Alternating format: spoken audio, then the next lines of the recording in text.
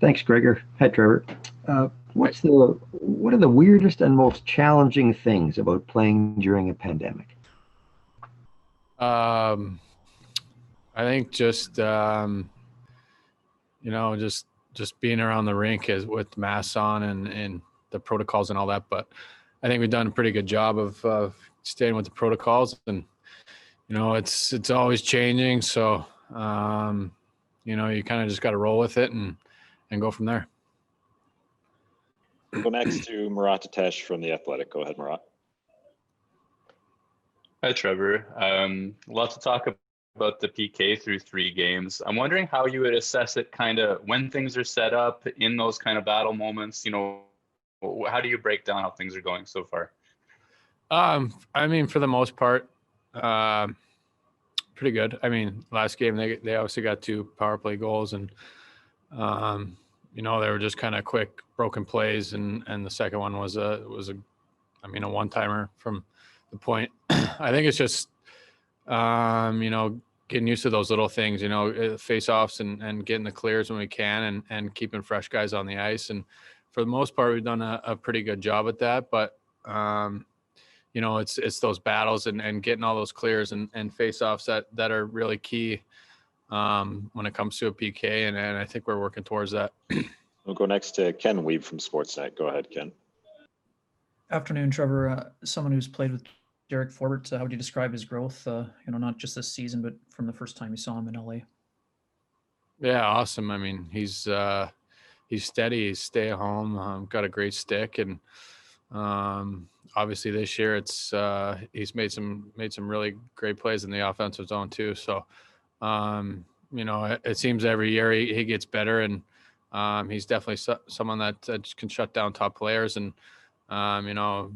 now he's making those little plays, and it's great to see.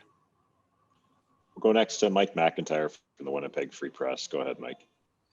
Afternoon, Trevor. I just want to ask you about the pucks. The NHL put out a statement a couple days ago that these tracking pucks that they started the season with didn't meet their specifications, and they've gone back to the old ones. I've seen some players say they noticed, others say they didn't. What about you? Did you see a difference in the puck, maybe from games 1 and 2 to game 3? To be honest, I didn't know. No, I didn't realize it. All righty, we'll go next to Brian Munns from TSN 1290. Trevor, back-to-back games against Ottawa here, and obviously you'll see him back in Winnipeg coming up this weekend. Can you compare your preparations for tonight to playoff series that you've had in the past, where you're getting more familiar with your opposition just based on the way the calendar lies out?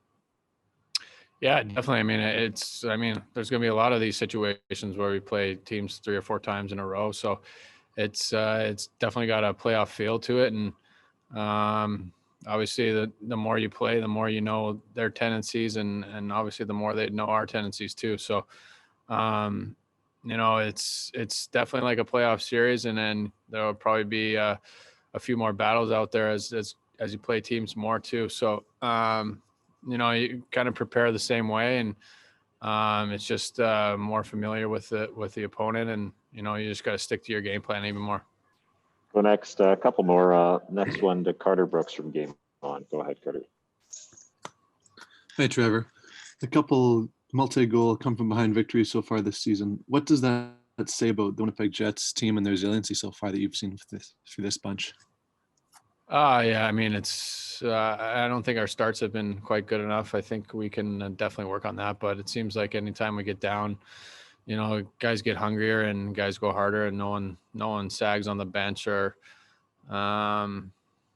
gets down at all. It's kind of, okay, we're down 1, we're down 2, let's go get the next one. And, it comes with the leadership here. I think it's a good leadership group, and they keep everyone up on the bench, and, it's definitely a good group.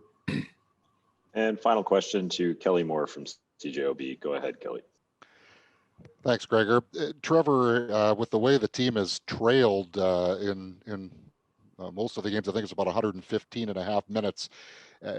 has that cost you and Nate and whoever's been playing on that fourth line with you guys a few shifts and a few minutes per game, or has that not been noticeable so far? I mean, yeah, I'm sure when we're down in the third period, you want to get top guys on more to have a chance to score. But, you know, we're not complaining about it. We're, you know, especially me and Nate's been around long enough to know what our role is. And, you know, we're just here to do whatever we can to help the team win.